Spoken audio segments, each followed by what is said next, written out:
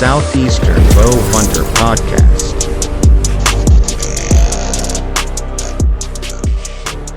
What is going on, guys? Welcome to another episode of Southeastern Bow Hunter Podcast. Before I even start with any of this stuff, I am going to apologize for my voice. I'm currently a little bit sick right now, but it happens. There's something going around, and I ended up catching it. So I sound like a 50-year-old chain smoker now, which is just great. But this episode is going to be with my buddy, Zack Robb from Lone Wolf Custom Gear. And Zack has had a crazy season. So we're going to dive into all of that, talk about what's coming from Lone Wolf, and, just see what's happening with Zack. So before we do that, obviously got to get the partners out of the way. I'm going to rip through most of these, except the very last one. The very last one is a brand new partner that I really want you guys to take a look at. Okay. So we got Osseo Gear. Obviously it's a camo brand that I use, been using them for a couple of years and I love it. Summit Tree Stands, again, been using those guys for a few years and super solid product. The Boutique, best arrow wraps in the game. I actually have some on this arrow right now. It's Osseo that fades into white. I just rebuilt this, by the way. Long story, but yeah. Next up is Bergie Bowsmith, G5 Outdoors, Prime Archery, Dialed Archery, Moultrie, Bow Hunting League. If you want to be a state sponsor, head over to bowhuntingleague.com. It's only $100 a year, and you get a ton of perks with it. Tell them that I sent you. Let's see. Next up is Boning Archery, the Scrape Doctor, and then Victory Archery. As you can see, I have the HLRs right now. It's what I've been running all year, and I love them. And then last but definitely not least, the newest addition to the partners of Southeastern Bow Hunter Podcast is called Catalyst Archery. And what that is, it is a stabilizer company.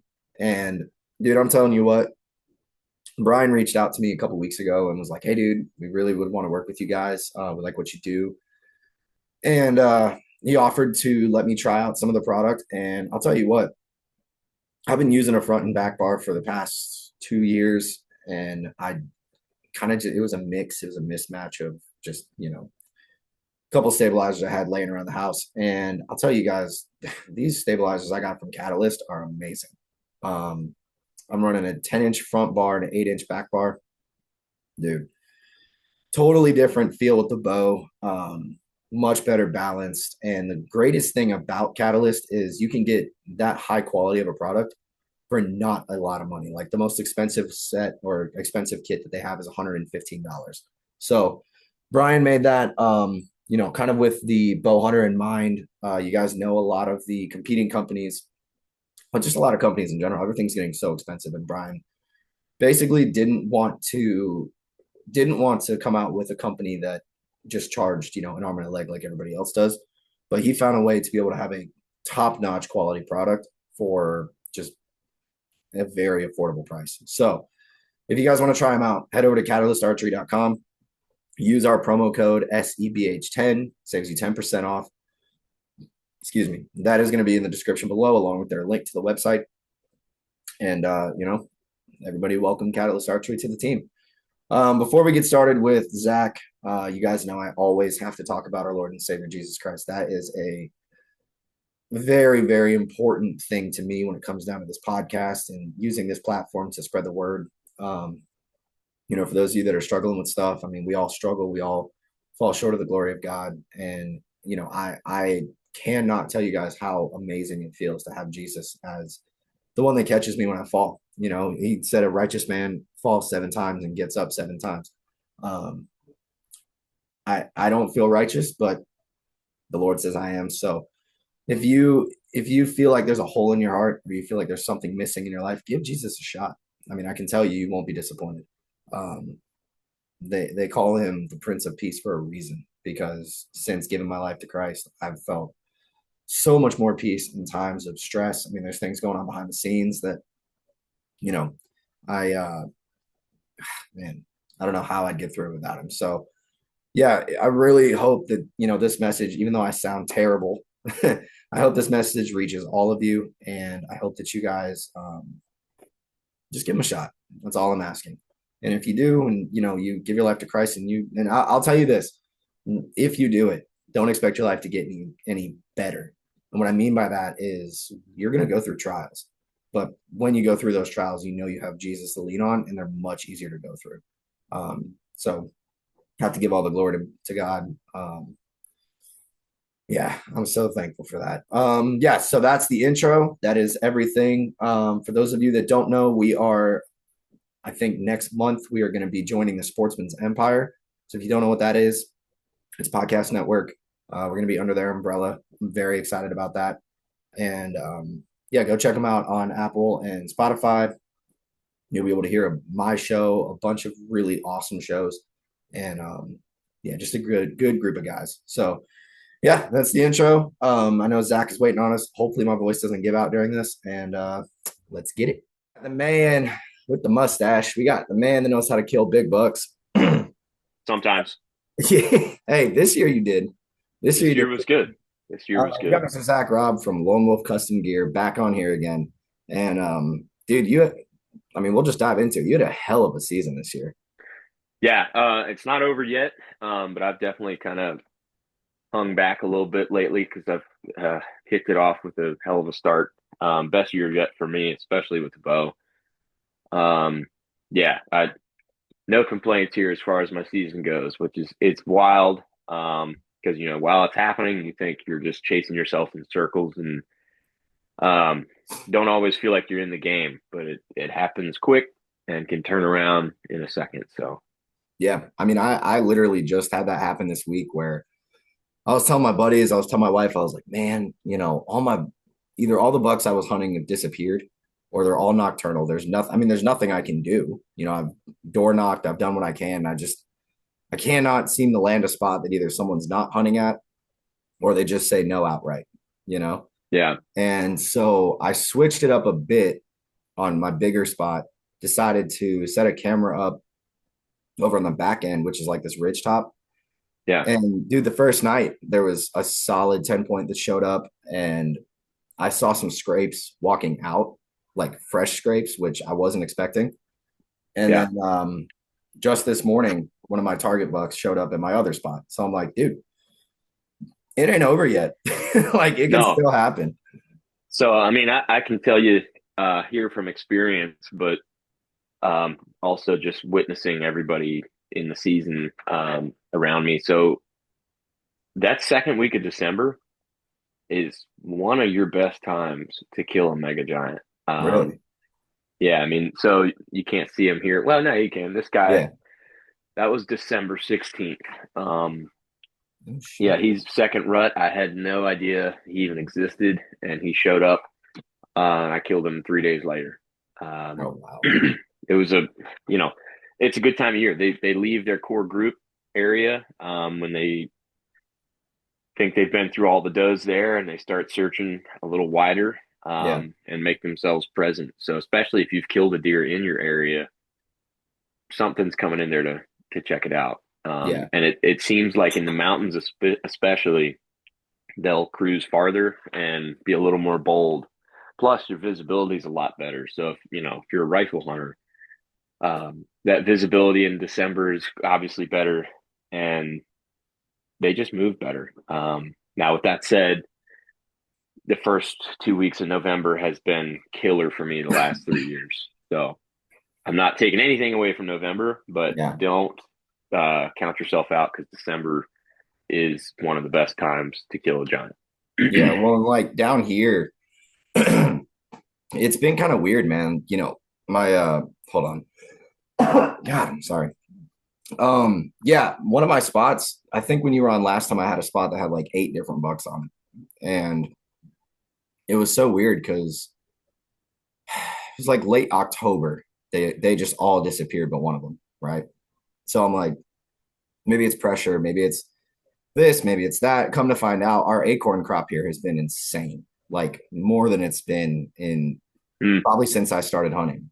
And so that kind of gave it a little bit of insight. And I talked to one of the local guys that he was basically telling me that what he's seeing is they're in the oak bottoms and they're not moving. And they don't have to. They don't need to, yeah. What I was banking on, which seems to be what's happening, is late season. because we've had a bunch of rain now. It's gotten a little bit colder, and I'm really thinking that these acorns are starting to rot, so they're coming back to the food.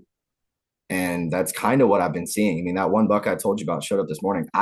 He hasn't gone to this specific food spot in 2 months, Mm. and now he's back on it. So I told the wife, I was like, you know what? I was gonna hunt Friday evening, but I'm pretty sure I'm gonna go Saturday morning now because there's way more movement, and it's kind of hard to get in there. But it's got a setup. I mean, you know exactly which spot I'm talking about because I sent you a video Yeah. of that whole area in the summertime, and it doesn't look like that anymore. it's Right. It's it's lost wide all open of its now. green, but I think there's enough cover that I can do it kind of like the lone wolf way. Just I think I'm maybe 12 foot up, so I mean Yep. it's a little bit higher. I thought about moving the stand down, like take one stick off and then move the stand down under this branch, but I think I've got more cover, below me than around me. So I'm trying to use that as like I guess a buffer. But Yeah.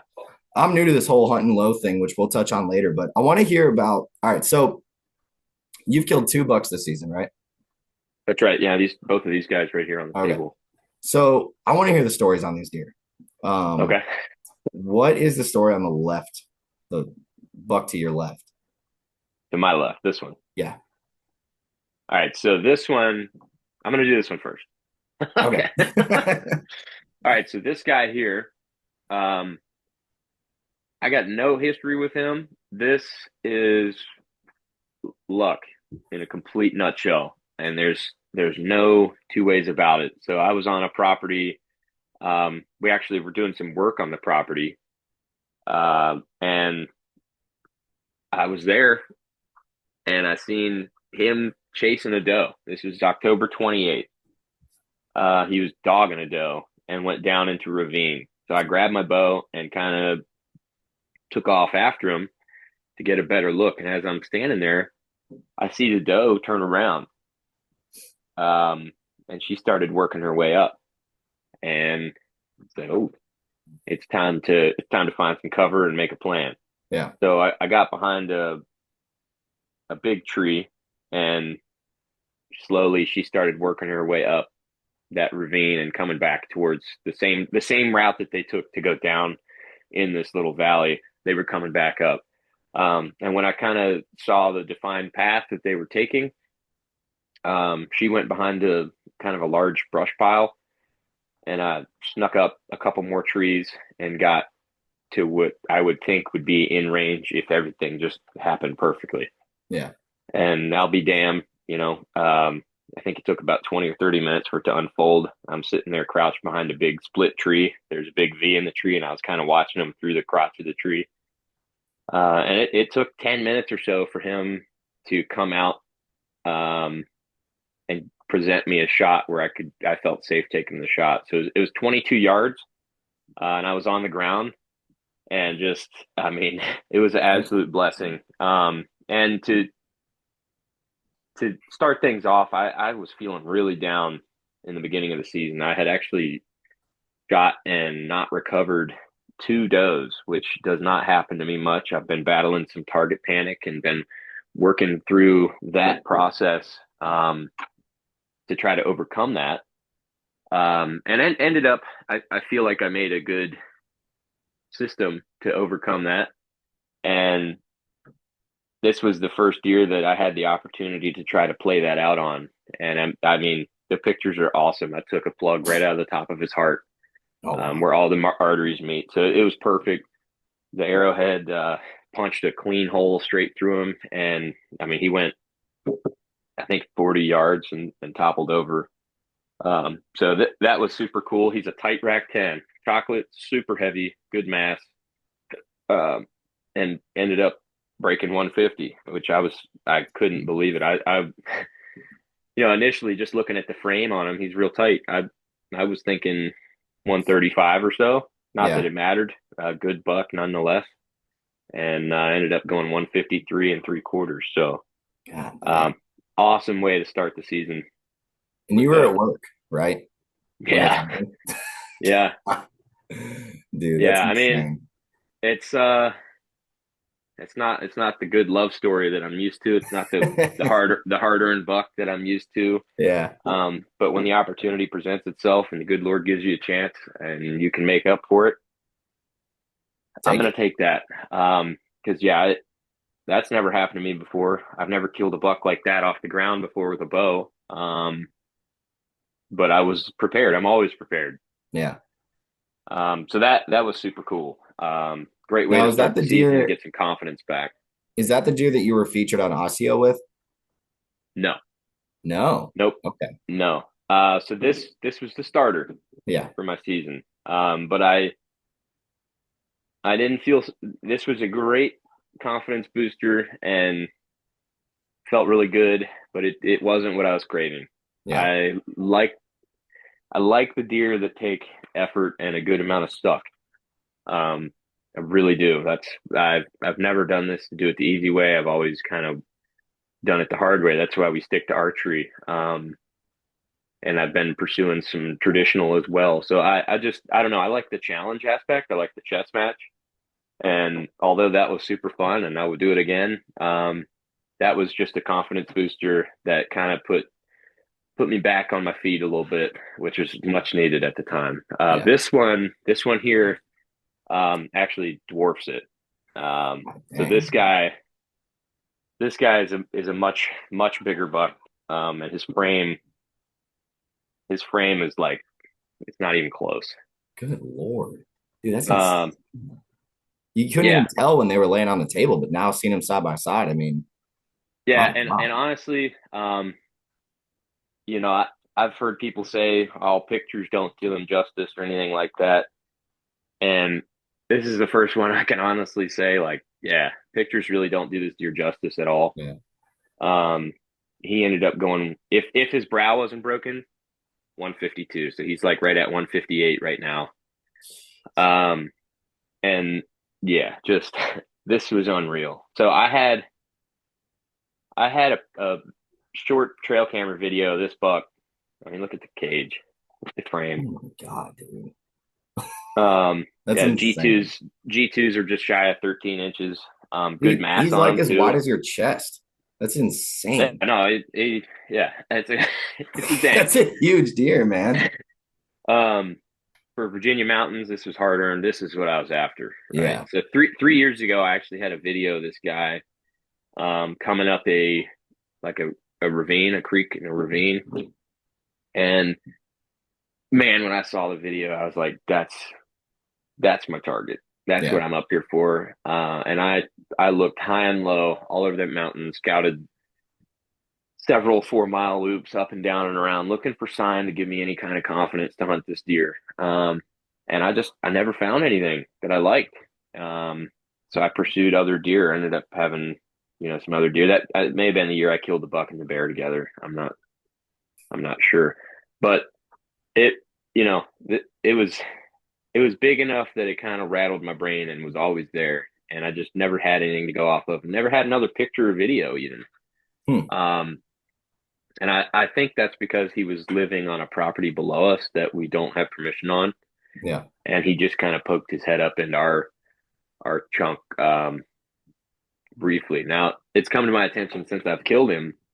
There are several people on the property below us and the property I'm on that have been hunting this deer for 4 to 5 years. No way.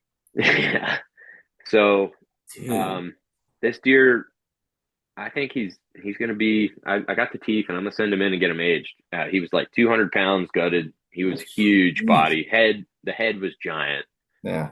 Um, I think he's 8 or 9 years old, and I really do. I mean, score wise, he was actually bigger 3 years ago. In that video, I got it just like where the time's placed, and this time was longer. He actually broke some of his main beam off here. It looks Yeah. like. But yeah. So how it unfolded, I got a spot on the mountain, which is this map right here, that I call the hellhole. And it is 2 miles, or if you walk straight down, it's probably only a half a mile straight down off my access road. Yeah. But the way I normally go and set up into this thing, is a 1.25 to 2 mile loop, depending on where I want to get in there. One way, I should say. And I have had a camera in there the last couple years, bounced it around several different spots, and typically pick up a couple good deer in there. One of which actually just got killed this week to a guy on the piece. Congratulations to him. That was a hammer, another eight or so year old deer. Good Lord. But I had three shooters in that one drainage. I've only been running like 2 cameras on the whole mountain piece this year. Yeah. And really just been relying on kind of woodsmanship, but letting that tell me which drainage, which area to start, because it's a big piece of property and it can be kind of tough to break down if you don't have somewhere to start. And all my sign dried up down there, and I was starting to really get in my head again. Yeah. And trying to resort to these rut funnels that I had found the past couple of years, that had led to my encounter last year and led to me killing the year before. And it kind of, one of these days I was coming out and there was a lot of deer in one area, specifically on the top access road. And that kept kind of happening. There was just more deer up there, which happens a lot. It seems like at the top of the mountain, actually above us is a property you can't hunt at all. And the deer know that. No one can hunt, I should say. It's like they don't give permission, or? It's a federal owned land that there's no hunting on. Got it. Yeah. Okay. So there's nothing. Nobody hunts up there. And as I was coming out, there's a couple really big rubs, and it's not uncommon for this to happen, but I started paying more attention to where they were in the big picture of things. And they seemed like they were coming from the hellhole. Like there was a couple big ones at the top of the drainage that I call the hellhole. Yeah. And they all worked their way up and then across the property line on the top of the mountain. Big ones. I mean, big rubs that get your attention. And so I was like, you know what? I'm gonna kind of follow those up a bit and just see where that takes me. And so that was Tuesday, November 11th. Everything was kind of stacked against me, honestly, dude. Like, we needed to work. We were planning on taking the whole week off because we were not going to Illinois this year. So our original idea was, don't go out of state for a week, hunt the mountain for a week. It cost me a big buck last year, and I wasn't going to let that happen. Well, stuff happened, and work kind of took priority. But we had a huge cold front that Monday evening and Tuesday. Yeah. And I got all my guys set up. They had enough to do for the rest of the day and had a good plan to get it done. I told my dad at lunch, I said, look, I don't care. I'm going in the mountain. I was like, they're good. I'm going in the mountain. I'm taking my week's vacation this afternoon. Yeah. I'm going to get it done. No notice. Like, I'm just going to go. Yeah. And he was like, well, okay, whatever. So I got home. Like I said, it was brutally cold. My old 93 Dodge Cummins with the 4-wheeler already loaded on it. All I needed to do was throw my bow in there and grab my .5 tree stand. It wouldn't start. Dead as a doornail. Grabbed my jumper pack. It killed my jumper pack. It just wasn't going to start. I was like, oh my gosh. So, dude, how cold was it? It was in the high 20s, I think. But the battery, all right, backstory, the battery was progressively getting worse and worse as the season went on. I could tell it was coming close to the end of its road there. But anyway, that's when it decided to go out, was when I was rushing and flying to get in the mountain. Like, this is classic.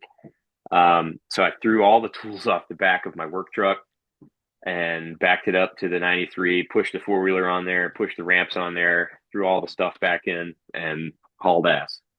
Going in was fine. I decided to check a spot back where I killed the buck and the bear together. And there were scrapes and all up there. There was even one scrape that still had the like fresh beaded up moisture in the dirt from Yeah. a buck hitting it. But I don't know, man. Something just told me this isn't it. Like, okay, he just pissed here. He's probably not coming right back to it. Yeah. I missed that window and I'm just not feeling it. So in my mind, it was clicking like, okay, well, those rubs came up this drainage to this spot where I was scouting and then continued across the top. I didn't see any of those giant rubs after this huge thicket Yeah. on that top road. That seemed to be the last big rub right there. And coincidentally, it was right where I'd been seeing a ton of deer as I'm like coming out in the evening. I'd been seeing deer here just kind of tooling around, big mature old white oaks up there, and kind of a lot of reasons for them to hang around. So I decided to check that out. Nothing crazy going on sign wise around the big rub or anything. Some typical feeding sign, but as I worked through, I pushed into a thicket, which is common for me. I like getting away from the hard open woods. That's what we talked about last time, I think. Yeah. And pushed into a thicket, and it opened up into a little pocket. And there was a huge, wide open community scrape. Mm. And so that clicked and got me excited, especially given how windy it was. It's November 11th, windy, all the leaves are falling. There's no reason, it would take 6 hours and that scrape should be covered again. Yeah. That's how windy it was in the leaves.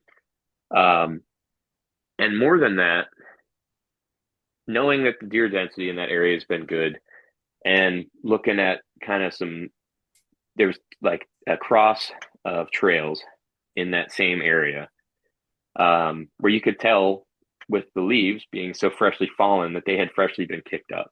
Yeah. And so I didn't know this deer was here, right? But I knew that there was deer in the area and there's clearly a good buck that has been back and forth through that area and hitting these huge rubs. And chances are he might be bedded up in that thicket. Yeah. So I took my chances and the tree selection was limited. I chose a tree. I'll have to like send you some pictures to overlay on this. I sat 3 feet up in what felt like wide open, honestly. I know what picture you're talking about. I know exactly which one you're talking about. I Yeah, couldn't believe that you hunted out of that, to be honest. yeah, It's me either. I didn't so have another crazy. choice. Anything higher, and I would have been completely skylit because there's no leaves in any of the trees, and anything above that level, I was just looking at the trees. It's like that's wide open. Yeah. There's not enough cover or branches or anything to break me up, and anything higher than that is in the wide open. And if I move at all, I'm screwed. Now, what I didn't anticipate is like I didn't think the encounter was going to be that close. I set up for 15 yards off the scrape and off the trails, thinking, as long as I don't move and I stay still and I'm right here, I can get a shot, clean, whatever, not a big deal. Yeah. So I still didn't have a ton of confidence in that sit. I'm not gonna lie. I filmed a silly little video for Osseo. I filmed a tech tip. I filmed several videos from the tree, just kind of farting around, waiting for prime time. And in a low point in the wind, I heard some steps. I was like, oh. So I'm looking around, and what I saw was that side right there. Jeez. Coming, through some of the thicket. Yeah. I put my binos up. I was like, that's a shooter, and put the binos down immediately. Got my camera on him and was filming him and realized, man, that's a tank. He turned his head and said, holy crap, what a frame. And he actually started, he came, that was 40 yards, which I don't care what other people do, but I'm not shooting that far. I bow hunt to make a close experience. Yeah, that's a poke. And it is. And every time I try to push those limits, it typically results in a long track. I've been fortunate enough to recover most of them, if not all of them, but I just don't like it. It's never been a pleasurable experience. Yeah. shooting that far. So I really strive for 20 and under, honestly, because I'm really not that good of a shot, especially not in the moment.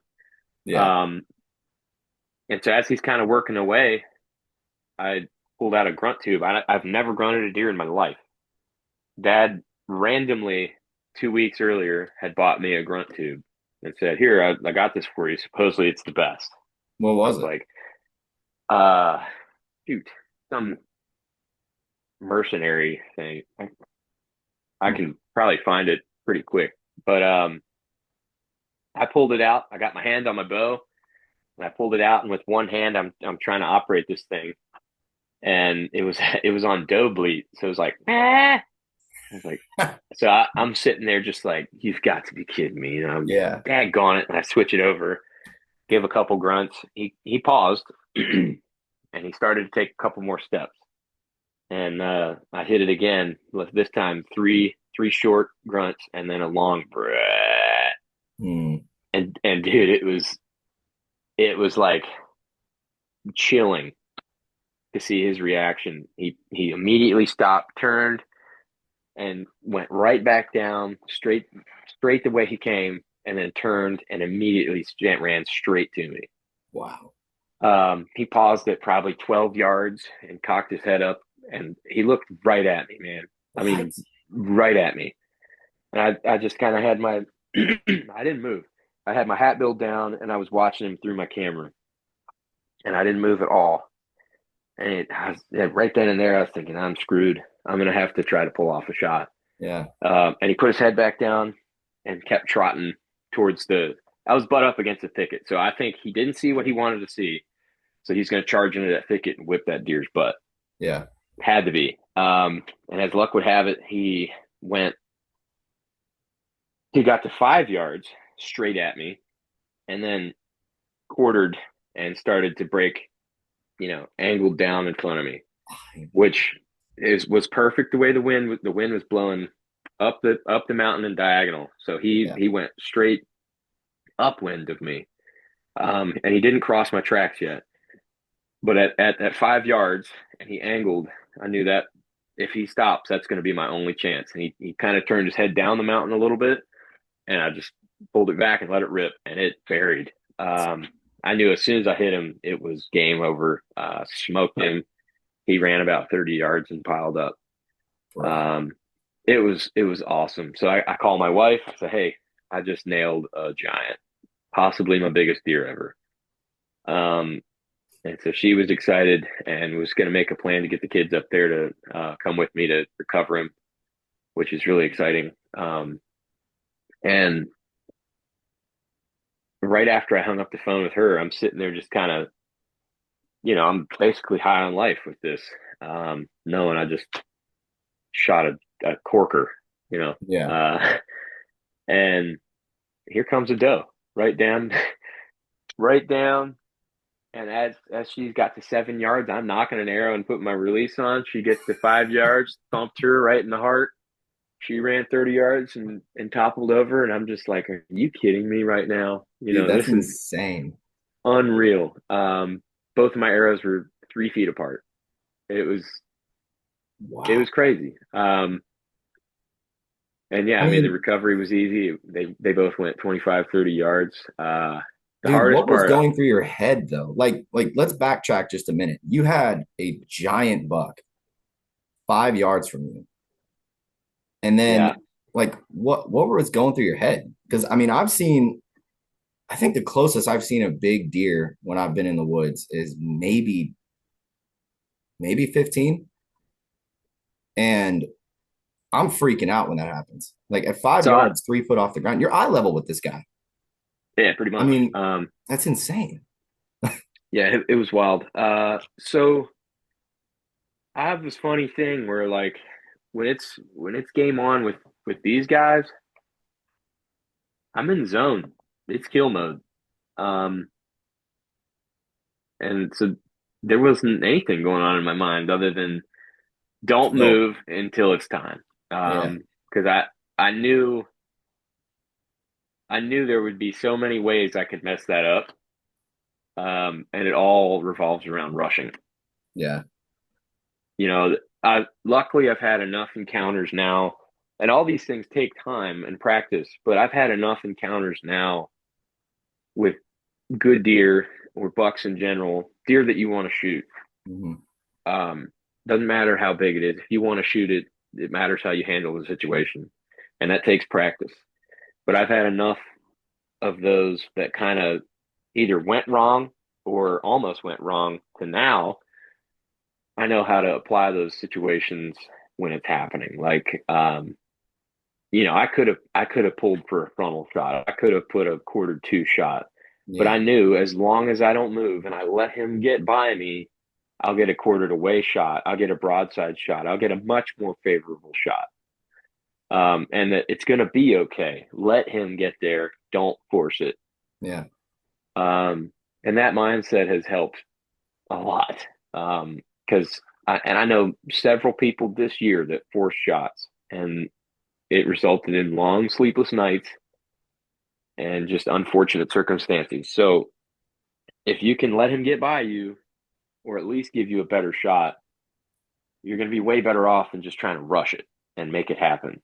There's a time to make it happen, but that's kind of when the time is right, in my opinion. So, yeah, I mean, there wasn't much going on in my mind other than don't move, don't screw this up. Let him get there and then make it happen.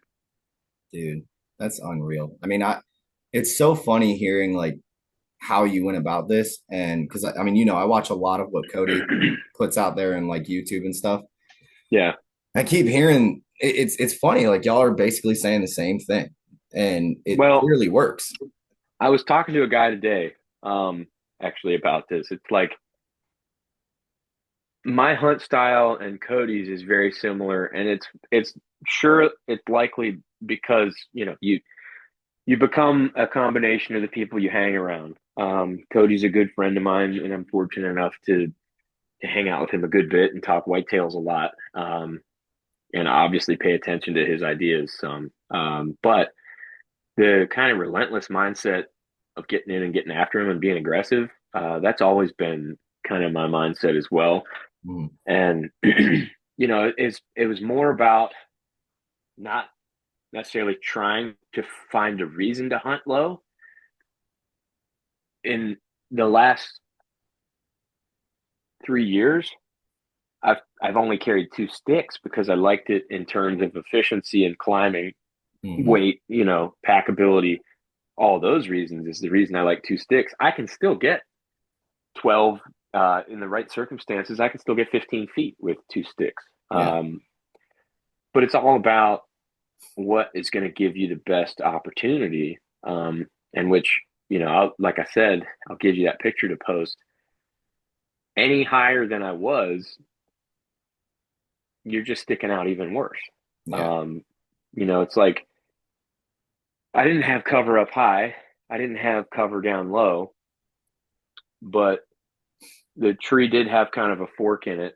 And if I was low and didn't move, there was at least something behind me. Mm-hmm. Plus with rut in the air, they're not their best either. Yeah. So I'm not going to say I could have pulled that off in early October when they're on high alert and just feeding around. But he looked through my soul there for a minute. Twice actually, once at 5 yards and once at 12 yards. And I didn't look at him. I think eyes are a dead giveaway. Yeah. And faces. But like I said, man, I didn't have, my hat in like lifter Jim bro mode, but I had it down low and I wasn't looking up at him. I was looking down at my camera and just didn't move. And he was on a mission. So yeah. Well, that's something I've seen too, where I've tested it, because I've again listened to like Andre and Cody talk about the eye contact. And this year, the spike that I shot, I mean, same thing. Called, he comes running up, and he was facing me for like 5 minutes. And yeah, it's a spike, so he's not really the smartest thing in the world, right? But 3 years with no buck, I was like, dude, I'm take shooting, it. Yeah, take it. But yeah, we had a Mexican standoff, man. Like I had my hat down, and I've got my hand on the bow because I knew what was going to go on. Right, the second he turned and gave me a shot, I would take it. Yep. He stood dead on with me for like 5 minutes, and I'd periodically kind of look up a bit, but then look down, and then he turned broadside and looked in the back of the woods, and I was just like, there it is. Sorry, dude. Because I've done that. I've stared into their soul while they're staring into mine, and then they're like, yeah, no, I'm good, and then they just run off. Yeah, So like, nah. there is something to that. I know Andre had a like a face mask thing that he was talking about making. Is that still something he wants to do? Because I've seen it in I'm sure videos. it is. He uses some kind of homemade net and swears by it. And I mean, he's the guy you should probably listen to too. So Yeah. yeah. I just can't stand anything on my face. I'll do some war paint every now and then. This was probably the first sit this year that I didn't, and it was the closest encounter of my life. That's so crazy. Are you using a face So mask or anything? no, I didn't have anything on that day. Wow.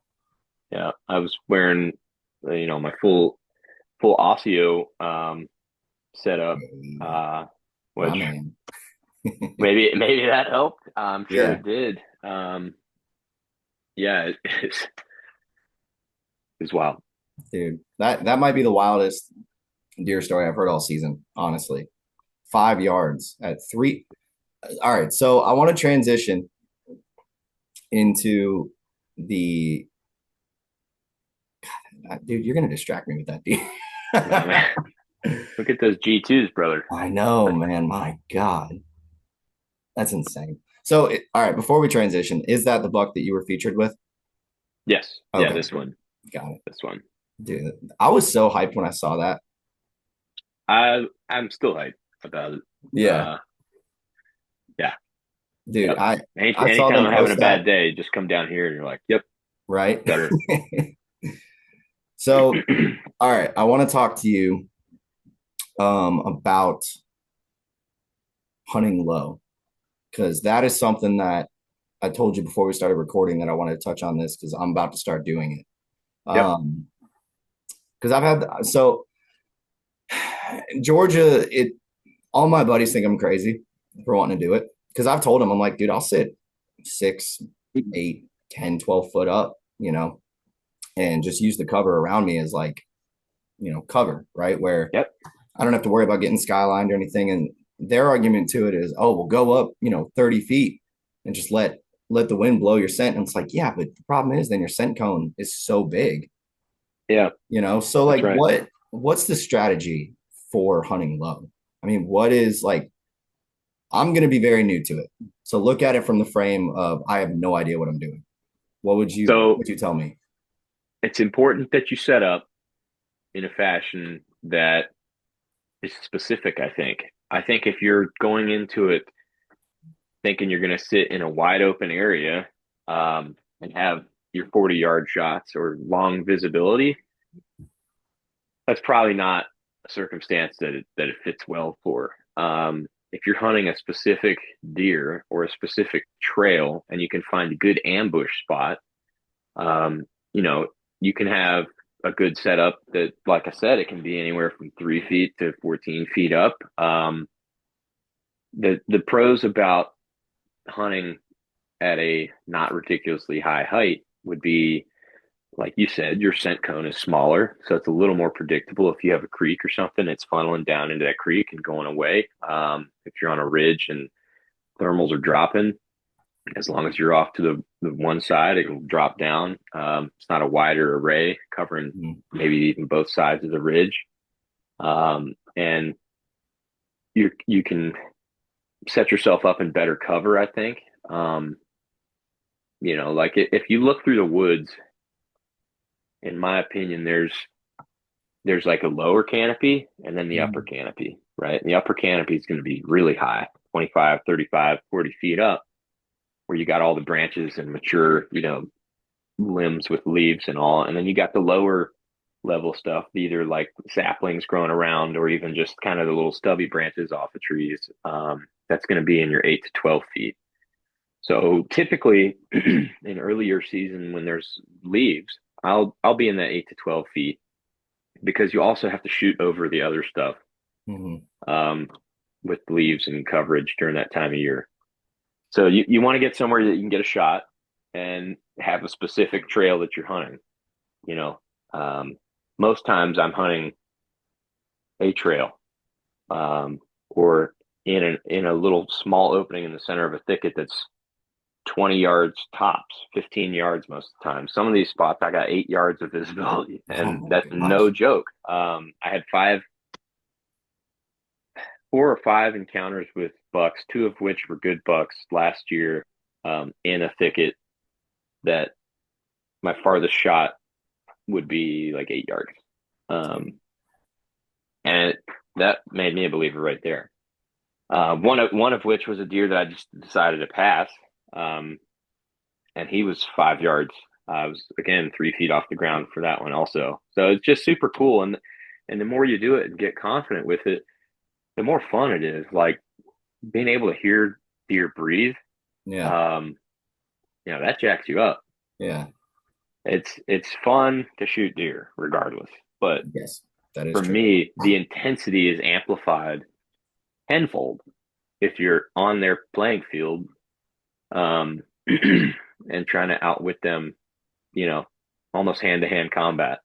Yeah. Um, so yeah, I mean, there's still a lot of ways you can do it wrong, And I'll probably find but those ways. I have too, man. It's not an overnight thing, Yeah. but I do think the efficiency hunting that way, um, you know, less to set up, less to carry. So you're quicker. And if you want to hop down and set up 20 yards away because that trail was hot, do it.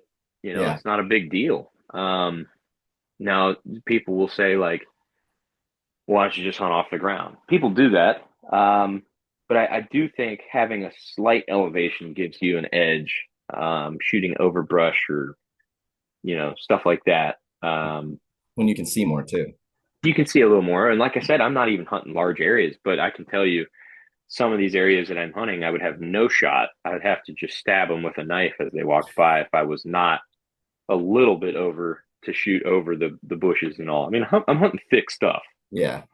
Um, but yeah, I mean, really the biggest takeaway would be, you know, walk on the trail that you're thinking you're going to shoot a deer at and look at the stuff.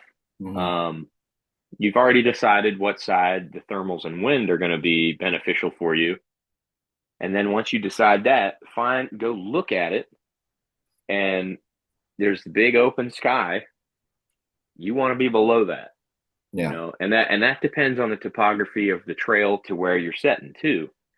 Um, I've had spots on an old, I don't even know if it was a logging trail because it's just a tiny, tiny trail that the deer were using, and I was setting probably below them. But if I, say here's the bench, and I was setting up down the hill about 4 or 5 yards, and I was only climbing up a little bit there. Mhm. But if you're here on the bench and look, and I was anywhere up above, there's nothing behind that tree I'm on Yeah. in this wide open valley. You're looking down, if you're coming down the mountain and you're looking up, there's nothing there. Yeah. So, I would set up with some kind of limbs or something in my background and still kind of hug where if you're looking down from that area, there's something behind you. Because, yeah, I mean, Fred Bear, he said the best camo you can wear is shut up and be still. Yeah. And there's a lot of truth to that. Camo, I think, can play a part and help, especially with some of these close encounters. But if you look at Cody, he's doing it in a yellow puffy jacket, in similar situations. I mean, he's nuts. Yeah. Yeah. Um, He shocks me, dude, because like I love I forget what he calls it, but it's like the weekly videos he'll put out. mhm. And the one that killed me, I was laughing so hard, was he did one on scent control. Yeah. And he was like, I use cedar for soap. I don't even use like scent killing soap or any sprays or anything. And I started thinking about it and like, dude, he's kind of right. Like a lot of this stuff, and I'm not going to go down that major rabbit hole, but I've definitely changed how I've gone about it. I mean, I've washed my clothes maybe 3 times this season, and that's only because it's Georgia and it's been hot. So, I mean, I'm worse than that. For real, I washed them because I had blood all over them. yeah, I did Um, have to do that one time. but yeah, it's I don't know, man. I just feel like, especially in the mountains, and this year, the past several years, I've really taken my fitness seriously. But this year, I went kind of nuts with it, Yeah, honestly. To where there should have been no excuse for me to not go wherever I wanted on this mountain at any time.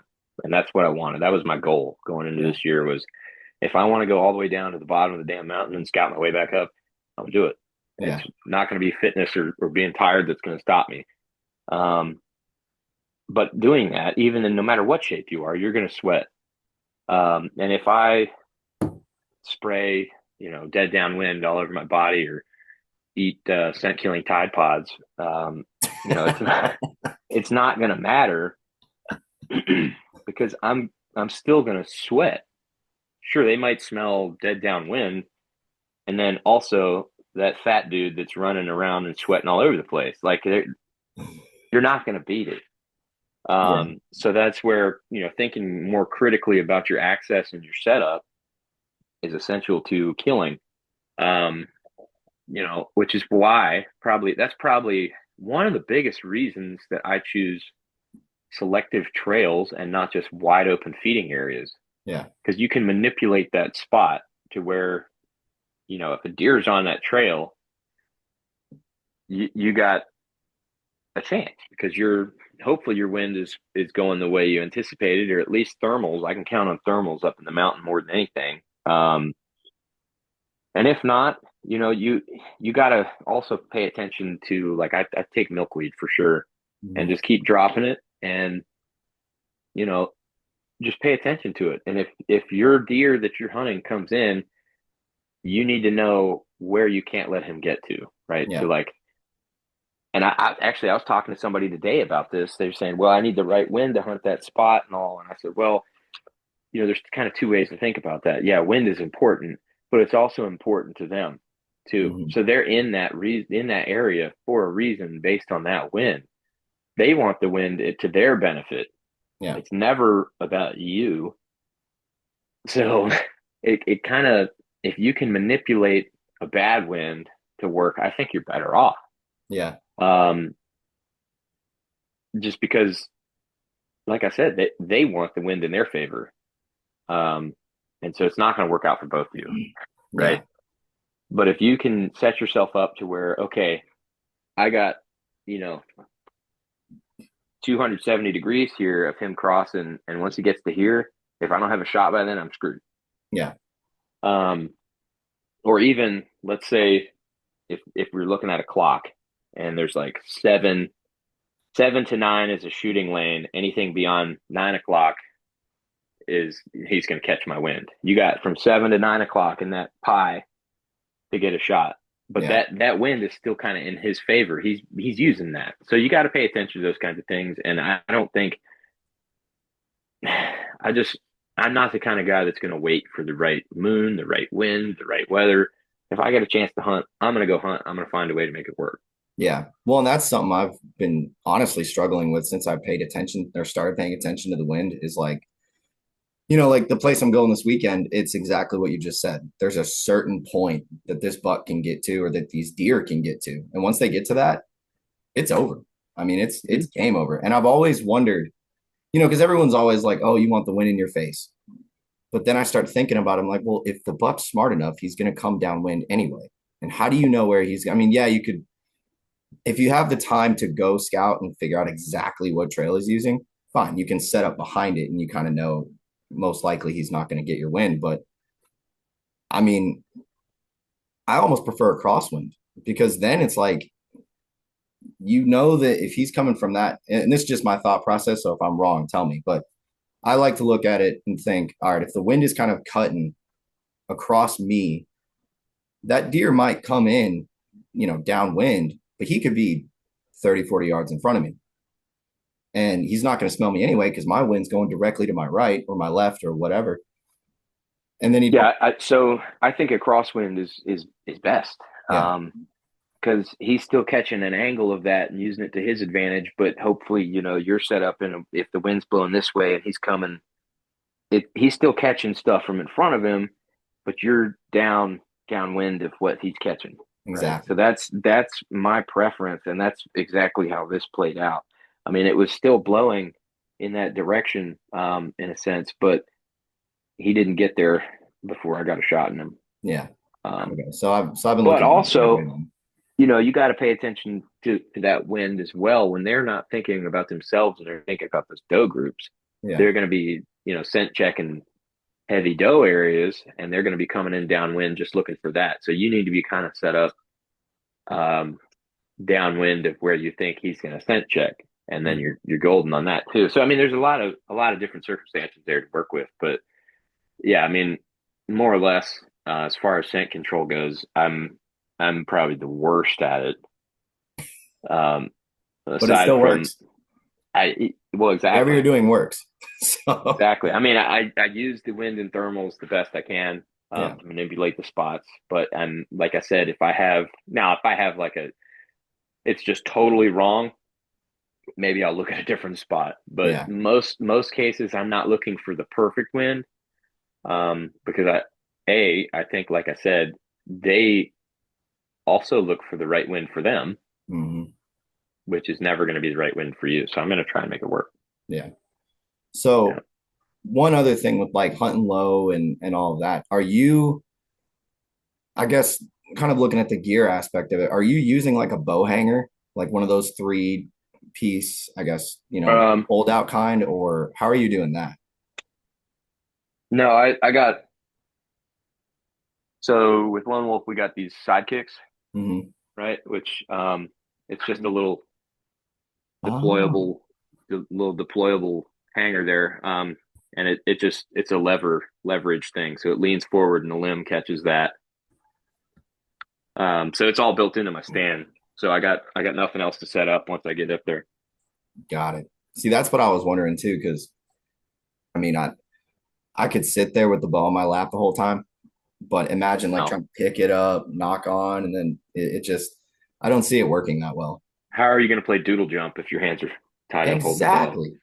Yeah, can't do that. So yeah, no, the sidekick is a killer little piece for the lone wolf setups. In this case, actually, I had a little crappy limb I was setting my bow on, but no, I'm not holding my bow the whole time. That's for sure. Gotcha. Yeah, That's the other thing. If you're hunting low, a lot of times there's other stuff kind of around you, um, to either pull in and try to make some cover, or stick in yeah, your straps, or hang your bow on, little saplings and all. But yeah, it's definitely a thicker um, foliage and all lower. So even if you're kind of in the open, their visibility is poorer as well at that eye level yeah, across all the short. I guess the keyword people are using now is high stem count. Seems like there's something every year, but yeah. they can't see. There's more stuff in their vision too. So as long as you can see them first and make a plan, you're good. The key is not moving. Yeah, which is my biggest problem because you know what? Honestly, I'll be totally frank. When I'm in my hang on, I don't really have a problem. Like I can Right. sit down, I'm comfy, I'm good to go. It's when I'm in the climber and I can't. I'm not gonna say I can't sit, but I can't shoot sitting down. So I have to stand up, and most of the time I'm leaning against the tree. And then I get fidgety because my leg gets tired, so I turn a bit, and I turn a little bit more on the other side, and it's just. I will say this past season of hunting out of a hang on for the first time, I'm totally going full hang on next year, like without Yeah. a doubt. It's so much That better. that was a game changer, for me. Um, Having a hang on that you can get in gnarly trees and not have that bar in your way. Hmm. There's a lot of advantages to bow hunters specifically for that style. Yeah. And Well, and like I hunted public earlier this year for 2 years or 2 years, 2 days.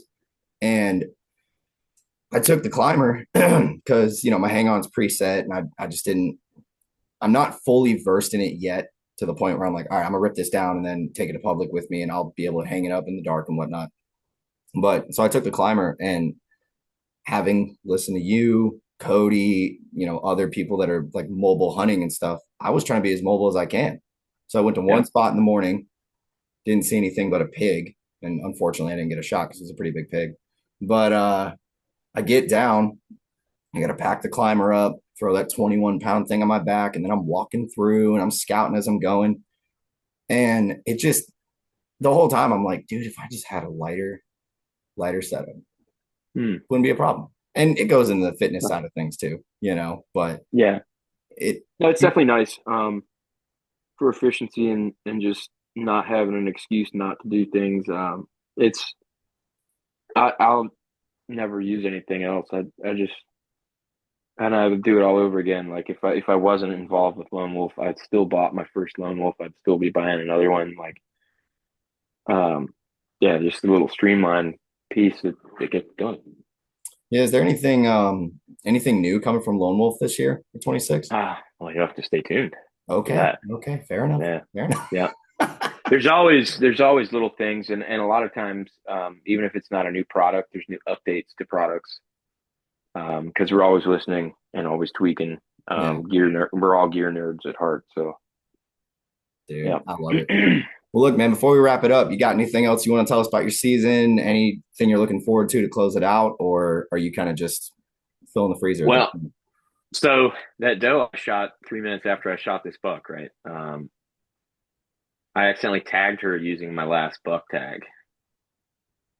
It's an either sex tag, and I accidentally used that instead of one of my 2 or 3 antlerless tags. So that was a huge bummer, and I've been trying to get in touch with the game wardens to resolve it so I could have my last tag. Not that I'm overly anxious to get out there and kill something. I mean, honestly, I feel blessed to have taken what I have. Yeah. We're trying to get my wife her first year with a traditional bow. And, ooh, okay. But if I take my kids out somewhere, I want to be able to shoot a buck too. So yeah. That would be cool. But so I'm just hoping that gets resolved so I can, who knows, I'm at 316 inches for the year. It'd be cool to break 450. This is definitely the best year I've ever had, especially bow only. And it, you never know. It'd be cool it's just better that way. It's more fun to me. A lot more fun. Means more for sure. But yeah, no, I got nothing else. So just kind of hanging in there and spending time with the family, and looking forward to Christmas and hopefully get another chance at some more deer this year, and hopefully the wife knocks one down. Yeah, other than that. Hell yeah, dude. Well, Zach, appreciate you coming on, brother. Congratulations on a great season. Keep me updated on all of that stuff, with the tag, and if the wife gets her first trad bow buck or deer, really. That's sick. I mean, there's not a lot of that in the industry or in the community. So, no, not much. That's pretty awesome, man. But yeah, dude, thank you for coming on, and we'll have to do another one later in the year for sure. Sounds good, man. Thanks for having me. It was a pleasure. Sir.